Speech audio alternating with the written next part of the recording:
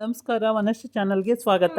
ಹೊಸ ವಿಡಿಯೋ ತಂದಾಯಿತು. ಬನ್ನಿ, ಇವತ್ತು ಜಯಲಲಿತಾ ಸೀರಿಯಲ್ಲು ಹೇಗೆ ಮೂವ್ ಆಗುತ್ತೆ, ಏನು ಸ್ಟೋರಿ ನೋಡೋಣಂತೆ. ಅದಕ್ಕಿಂತ ಮುಂಚೆ ನನ್ನ ವಿಡಿಯೋಕ್ಕೆ ಸಬ್ಸ್ಕ್ರೈಬ್ ಮಾಡಿಲ್ಲ ಅಂದರೆ ದಯವಿಟ್ಟು ಸಬ್ಸ್ಕ್ರೈಬ್ ಮಾಡ್ಕೊಳ್ಳಿ, ಹಾಗೆ ಒಂದು ಲೈಕ್ ಕೊಡಿ. ಲಲಿತಾ ಪಂಚಾಯತಿ ಆಫೀಸಲ್ಲಿ ಹೋಗಿದ್ದಾಳೆ. ಪಂಚಾಯತಿ ಆಫೀಸಲ್ಲಿ ಎಲ್ಲ ಸೇರಿಕೊಂಡಿದ್ದಾರೆ. ಸುಮಾರು ಎಲ್ಲ ಎಷ್ಟು ಅದಕ್ಕೆ ಅನ್ವಯಿಸುತ್ತೋ ಅಷ್ಟು ಕಡೆಯವರೆಲ್ಲ ಬಂದಿದ್ದಾರೆ. ಮನೆಯಲ್ಲಿ ಮಹೇಶ್ವರಿ ಮತ್ತು ಸೊಸೆ ಮತ್ತು ಮಗಳು ಮೊಬೈಲಲ್ಲಿ ಲೈವ್ ಟೆಲಿಕಾಸ್ಟ್ ನೋಡ್ತಾ ಇದ್ದಾರೆ. ಆದರೆ ತುಂಬ ಖುಷಿ. ಈ ಲಲಿತಾ ಇವತ್ತು ರಾಜಾರಾಮಿ ಕೊಡ್ತಾಳೆ, ಬಡೂರು ಕೆರೆ ಹುಡುಗಿ ವಾಪಸ್ ಹೋಗಿಬಿಡ್ತಾಳೆ ಅವಾಗ ಗಂಡನ ಮನೆ ಬಿಟ್ಟು ಅಪ್ಪನ ಮನೆಗೆ. ಹೀಗೆಲ್ಲ ಅವಳದು ಇಂಟೆನ್ಷನ್ ಆಗಿರುತ್ತೆ. ಅಲ್ಲಿಗೆ ಜೈ ಬರ್ತಾನೆ. ಜೈ ಬಂದಾಗ ಎಲ್ಲ ಚೇಂಜ್ ಆಗಿಬಿಡುತ್ತೆ. ಅಲ್ಲಿವರೆಗೆ ಏನು ಹಾರಾಡ್ತಿರ್ತಾಳೆ ಮನೆಯಲ್ಲಿ.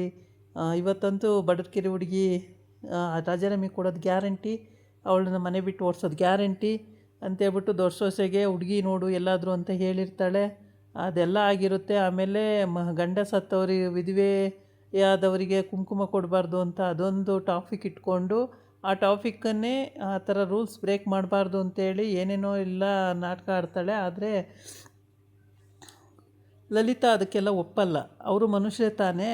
ಅವರು ಏನು ಗಂಡ ಹುಟ್ಟಾಗಲೇ ಹೂ ಮುಡಿಸಿ ತಾಳಿ ಕಟ್ಟಿರ್ತಾನ, ಮಧ್ಯದಲ್ಲಿ ತಾನೇ ಕಟ್ಟೋದು, ಅದನ್ನು ತೆಗೀಲಿ. ಅದು ಬಿಟ್ಟು ಹೂ ಮುಡಿಬೇಡ, ಕುಂಕುಮ ಇಡಬೇಡ, ಅದೆಲ್ಲ ಏನು, ಅದೆಲ್ಲ ಹೆಣ್ಮಕ್ಳಿಗೆ ಒಳ್ಳೇದಲ್ವ, ಅದೆಲ್ಲ ಯಾಕೆ ತೆಗಿಬೇಕು ಅಂತೇಳಿ ಈ ಥರ ವಾದ ಮಾಡಿರ್ತಾಳೆ.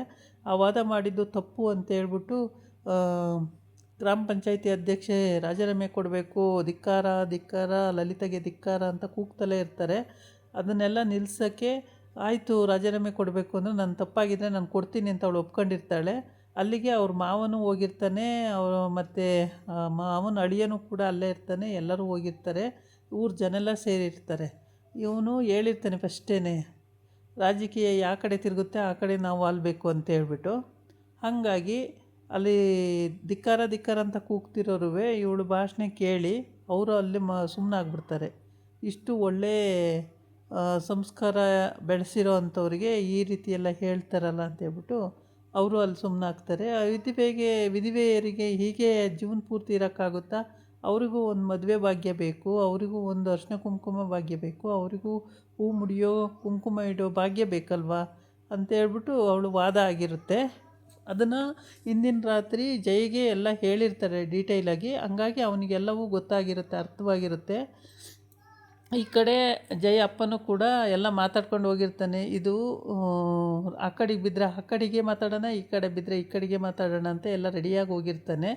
ಇದು ಮಾತಾಡ್ತಾ ಎಲ್ಲ ಲಲಿತಂಗೆ ಸಪೋರ್ಟ್ ಮಾಡಿಬಿಡ್ತಾರಲ್ಲ. ಸಪೋರ್ಟ್ ಮಾಡಿದಾಗ ಏನು ಮಾಡಿಬಿಡ್ತಾನೆ, ಆ ಕಡೆಗೆ ವಾಲ್ಕೊಬಿಡ್ತಾನೆ ಅವ್ರ ಮಾವ. ಲಲಿತಾ, ನೀನು ಇದೆಲ್ಲ ಮಾಡ್ತೀಯ ಅಂದರೆ ನಂಗೆ ಗೊತ್ತಿತ್ತು, ನೀನು ಭಾಳ ಜಾಣೆ ಇದೆಯಾ, ನೀನು ಏನೇ ಬೇಕಾದರೂ ಮಾಡ್ತೀಯ ಅಂತ ಹೇಳಿದಾಗ, ನಿಮ್ಮ ಆಶೀರ್ವಾದ ಮಾವ ಅಂತೇಳ್ಬಿಟ್ಟು ಹೋಗಿ ಕಾಲಿನ ನಮಸ್ಕಾರ ಮಾಡ್ಕೊತಾಳೆ. ಆಯಿತು ಹೇಳಮ್ಮ ಅಂತಾನೆ. ಆಮೇಲೆ ಅಲ್ಲಿಂದ ಇಲ್ಲಂತೂ ಲಲಿತನ ಓರ್ಗೀತಿ, ಲಲಿತನ ಅತ್ತೆ ಏನು ಹೊಟ್ಟೆ ಉರಿ ಪಟ್ಕೊಂಡು ಹೊಟ್ಟೆ ಒಳಗೆ ಹುಳ ಬಿಟ್ಟಂಗೆ ಆಡ್ತಾವ್ರೆ. ಆದರೆ ಲಲಿತನ ಅತ್ತಿಗೆಗಂತೂ ಖುಷಿಯೋ ಖುಷಿ. ಅವಳಂತೂ ಚಪ್ಪಾಳೆ ತೊಟ್ಕೊಂಡು ನಗ್ತಾವಳೆ, ಲಲಿತಾ ಇವತ್ತು ಗೆದ್ದುಬಿಟ್ಲು ಅಂತ ಹೇಳ್ಬಿಟ್ಟು. ಈಗ ಅವರ ಮಾವ ಕೂಡ ಖುಷಿ ಪಡ್ತಾ ಇದ್ದಾನೆ ಸೊಸೆ ಬಗ್ಗೆ. ಹೀಗೆ ಫೈಲ್ ಇಟ್ಕೊಂಡು, ಈ ಫೈಲಲ್ಲೆಲ್ಲ ಪಕ್ಕಾ ಬರೆದಿದ್ದೀನಿ, ವಿಧವೆಯರಿಗೆ ಯಾವ್ಯಾವ ರೀತಿ ಅನುಕೂಲಗಳಾಗಬೇಕು ಅಂತೇಳಿ, ಅದನ್ನು ನೋಡಿಕೊಂಡು ನೀನು ಮುಂದುವರಿಯಮ್ಮ ಅಂತ ಹೇಳ್ತಾನೆ. ಅಳಿಯ ಅಂತಿರ್ತಾನೆ, ಈ ಫೈಲಲ್ಲಿ ಏನೂ ಇಲ್ಲ ಮಣ್ಣನ ಗಟ್ಟಿ, ಹೇಳ್ತಾರ ನೋಡು, ಇಸ್ಕೊಂಡು ಯಾರು ನೋಡಬೇಕು ಗೊತ್ತಾಗುತ್ತೆ ಅಂತ. ಆಮೇಲೆ ಅಳಿಯಂದಿರೆ, ಈ ಫೈಲಲ್ಲಿರೋದನ್ನೆಲ್ಲ ಕೆಲವು ಒಂದೊಂದು ಡಿಲೀಟ್ ಆಗಲಿ, ನೀನು ಮಿಕ್ಕಿದವೆಲ್ಲ ಪ್ರಿಂಟ್ ಹಾಕಿಸಿ ಎಲ್ಲ ಕಡೆನೂ ಕೊಡೋ ಜವಾಬ್ದಾರಿ ನಿಮ್ಮದು. ಲಲಿತಂಗೂ ಒಂದು ಕಾಫಿ ಕೊಟ್ಬಿಡಿ, ಓದಿ ನೋಡ್ಕೊಳ್ಳಿ ಅವಳುವೆ ಅಂತೆಲ್ಲ ಹೇಳ್ತಾನೆ. ಬರೀ ಬೂರಿ ಯಾವುದೂ ಇರಲ್ಲ ಅಲ್ಲಿ, ಬರೀ ಸುಳ್ಳು ಹೇಳ್ತಾನೆ. ಆಮೇಲೆ ಸರಿ ಅಂತೇಳ್ಬಿಟ್ಟು ಇವಳು ಲೈವು ನೋಡ್ತಾ ಇರ್ತಾಳ ಮೊಬೈಲಲ್ಲಿ. ಸಿಟ್ಟು ಬಂದುಬಿಡುತ್ತೆ, ಮೊಬೈಲ್ನ ಅಲ್ಲೇ ಕುಕ್ಕಿ, ಅತ್ತೆ ನೋಡಿ ಅತ್ತೆ ಇನ್ನೊಂದು ಸ್ವಲ್ಪ ಹೊತ್ತು ಅಂತಾಳೆ ಸೊಸೆ. ಇಲ್ಲ ಸುಮ್ಮನೆ ಆಫ್ ಮಾಡ್ತೀಯ ಈಗ ಅಂತ ಹೇಳ್ತಾಳೆ. ಸರಿ ಅಂತೇಳ್ಬಿಟ್ಟು ಇವರೆಲ್ಲ ಇವಳು ಕರೆದಿದ್ದಕ್ಕೆ ನಾನು ಬಂದೆ, ಇಲ್ಲಾಂದ್ರೆ ನಾನು ಬರ್ತಾನೆ ಇರಲಿಲ್ಲ, ಅವಳು ಕರೆದಿದ್ದಕ್ಕೆ ನಾನು ಬಂದೆ, ಇಲ್ಲ ಅಂದ್ರೆ ಬರ್ತಾನೆ ಇರಲಿಲ್ಲ ಅಂತೇಳ್ಬಿಟ್ಟು ಆವಾಗ ಎಲ್ಲರೂ ಅವರವರನ್ನೇ ಮಾತಾಡಿಕೊಂಡು ಲಾಸ್ಟಿಗೆ ಅವಳೇನು ವ್ಯವಸ್ಥೆ ಮಾಡಿರ್ತಾಳೋ ಅಲ್ಲಿ ಹೋಗಿ ತಿನ್ನೋದು ಅಥವಾ ಕುಡಿಯೋದು ಏನಿರುತ್ತೆ ಅಲ್ಲಿ ಹೋಗಿ ಅವರೆಲ್ಲ ಮಾಡಿಕೊಂಡು ಮನೆಗೆ ಹೋಗ್ತಾರೆ. ಲಲಿತನ ಗಂಡ ಅವರು ಮುಗಿಸ್ಕೊಂಡು ಮನೆಗೆ ಬಂದಿರ್ತಾರೆ. ಮನೆಗೆ ಬಂದು ರಾತ್ರಿ ಊಟ ಮಾಡಿ ಮಲಗಿರ್ತಾರೆ. ಮಲಗಿದಾಗ ಅತ್ತೆ ಹೇಳ್ತಾಳೆ, ಮನೆಗೆ ಬಂದಾಗಲೇ ಹೇಳ್ತಾಳೆ ಅತ್ತೆ, ಫಸ್ಟೇ ಹೇಳ್ಬಿಡ್ತಾಳೆ. ಇಬ್ಬರು ಗಂಡ ಹೆಂಡ್ತಿ ಬಂದು ಕೂತಿರ್ತಾನೆ, ಇವಳು ಲಲಿತ ನಿಂತಿರ್ತಾಳೆ. ಅವಾಗ ಹೇಳ್ತಾಳೆ, ಮತ್ತು ಏನಾದರೂ ಮಗನಿಗೇನಾದ್ರು ಹೆಚ್ಚು ಕಮ್ಮಿ ಆದರೆ ನೀನೇ ಜವಾಬ್ದಾರಿ ಆಗಿರ್ತೀಯ, ಇಲ್ಲ ಅಂದರೆ ಯಾವುದರ ಒಂದು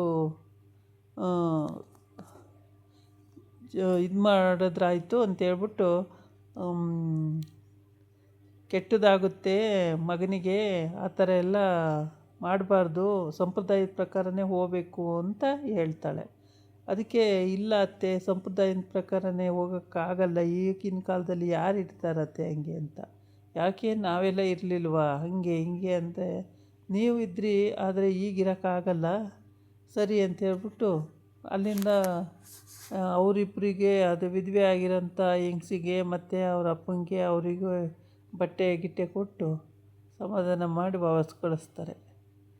ಅವರು ವಾಪಸ್ ಹೋಗ್ತಾರೆ ಮನೆಗೆ. ಆಮೇಲೆ ಈ ಕಡೆ ಮನೆಗೆ ಬರ್ತಾನೆ. ಮನೆಗೆ ಬಂದ ಮೇಲೆ ಏನು ಮಾವ ಇದು ಅಂತಾನೆ. ಅದಕ್ಕೆ ಏನಿಲ್ಲ ಬಾ, ರಾಜಕೀಯ ಅದು ಗೊತ್ತಾಗಲ್ಲ ನಿಮಗೆ ಅಂತ ಅಲ್ಲೂ ಸುಮ್ಮನಿಸ್ಬಿಡ್ತಾನೆ.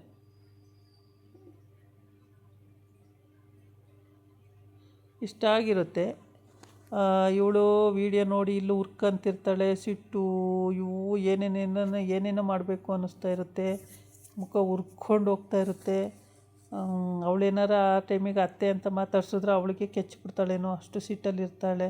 ಗಂಡ ಬೇರೆ ಈ ಥರ ಹೊಗಳ್ತೀನಲ್ಲ ಅನ್ನೋದು ಅರ್ಧ ಸಿಟ್ಟಿದೆ ಸೊಸೆನ.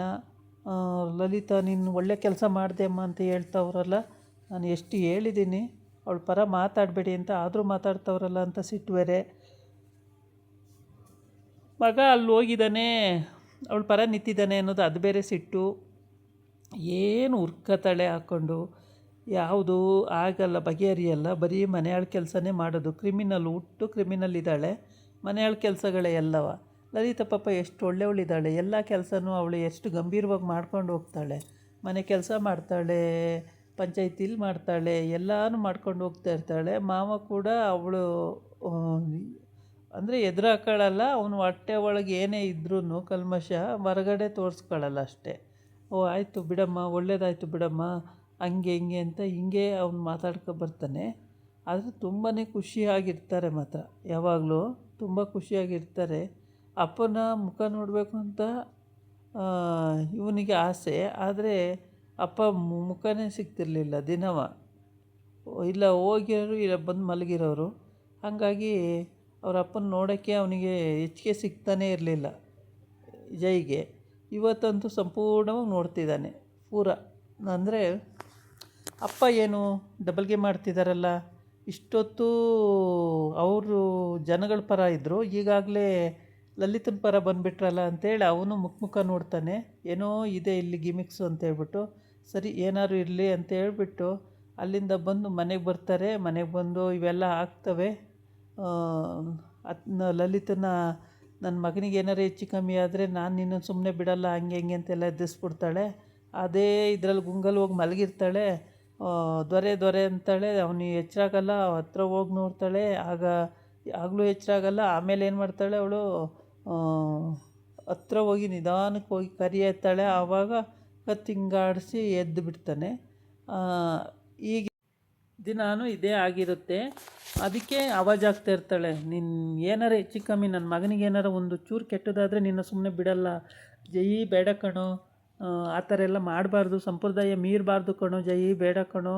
ವಿಧಿವೆಯರ ಥರನೇ ಇರಬೇಕು, ಮುತ್ತೈದೆಯರ ಥರನೇ ಇರಬೇಕು, ಬೇಡ ಕಣೋ ಅಂತ ಅವನು ಸುಮ್ಮನಿರಮ್ಮ, ಅವೆಲ್ಲ ನಂಬಾರ್ದು ಮೂಢನಂಬಿಕೆ ಅಂತೇಳಿ ಅವನು ಸಮಾಧಾನ ಮಾಡ್ತಾನೆ. ಹಾಗಾಗಿ ಲಾಸ್ಟಿಗೆ ನಾನು ಹೇಳಿದ್ದು ಕೇಳಲ್ಲ, ಹೆಚ್ಚು ಕಮ್ಮಿ ನನ್ನ ಮಗನಿಗಾದರೆ ನಿನ್ನ ಸುಮ್ಮನೆ ಬಿಡಲ್ಲ ಅಂತ ಜೋರು ಮಾಡಿ ಒಳಗೆ ಎದ್ದೋಗ್ತಾಳೆ. ಅದು ತಲೆಯಲ್ಲಿ ಕೊರಿತಾ ಇರುತ್ತೆ ಇವಳಿಗೆ. ರಾತ್ರಿ ಎಲ್ಲ ನಿದ್ದೆ ಬರೋಂಗಿಲ್ಲ. ಯಾವ ಕಡೆ ಮಲ್ಕೊಂಡು ನಿದ್ದೆ ಬರ್ತಿಲ್ಲ, ಆ ಕಡೆ ಮಲಗಿದ್ರು ಬರ್ತಿಲ್ಲ, ಈ ಕಡೆ ಮಲಗಿದ್ರು ಬರ್ತಿಲ್ಲ. ಹೋಗಿ ದೊರೆ ನಿದ್ದೆ ಮಾಡ್ತಾಯಿದ್ದೀರಾ ಅಂತ ಹೋಗಿ ಎದ್ದಿಸ್ತಾಳೆ. ಆವಾಗ ಮಲಗಿರೋನ್ನ ಬಂದು ಎದುರಿಸ್ಬಿಟ್ಟು ನಿದ್ದೆ ಮಾಡ್ತಿದ್ದೀರಾ ಅಂತಿದೆಯಲ್ಲ, ಏನಾಗೈತೆ ನಿನಗೆ ಲಲಿತಾ ಅಂತ ಕೇಳ್ತಾನೆ. ಅದಕ್ಕೆ ಅಲ್ಲ ದೊರೆ, ಮಲಗಿದ್ದೀರಾ ಅಂತ ಎಬ್ಬಿಸಿ ನೋಡೋಣ ಅಂತ ಬಂದೆ ಅಂತ. ಏನೂ ಆಗಿಲ್ಲ, ಮಲ್ಕೋ ಹೋಗು ಅಂತ ಹೇಳ್ತಾನೆ. ಆಮೇಲೆ ಹೋಗಿ ಮಲ್ಕೋತಾಳೆ. ಹೀಗೆ ಅವ್ರ ಅತ್ತೆ ಹೇಳಿದ್ದು ಒಂದು ನುಡಿಗೆ ರಾತ್ರಿ ಎಲ್ಲ ಪಾಪ ಅವಳು ಎಚ್ಚರ ಆಗಿ ಭಯಪಡೋದೇ ಆಗಿದೆ. ಆ್ಯಕ್ಚುಲಿ ಅವಳು ಭಯಪಡಬಾರ್ದು, ಓಕೆ. ಭಯಪಡೋದು ಯಾಕೆ ಅಂತ ಗೊತ್ತಿಲ್ಲ. ಭಯಪಡೋ ಅವಶ್ಯಕತೆಯೇ ಇಲ್ಲ. ಏಕೆ ಅಂದರೆ ಅದೆಲ್ಲ ಹಂಗೆ ಆಗಲ್ಲ. ಸುಮ್ಮನೆ ಮಾತಿಗೆ ಹೇಳ್ತಾರೆ ಅಷ್ಟು ಬಿಟ್ಟರೆ ಅದು ಹಂಗೆ ಆಗಲ್ಲ. ಎಷ್ಟೋ ಜನ ಮದುವೆ ಆಗಿ ಈಗ ಚೆನ್ನಾಗಿಲ್ವಾ. ಇದಾಗಿತ್ತು ಇವತ್ತಿನ ವೀಡಿಯೋ. ನಾಳೆ ಇನ್ನೊಂದು ವೀಡಿಯೋ ಜೊತೆ ಬರ್ತೀನಿ. ನಮಸ್ಕಾರ.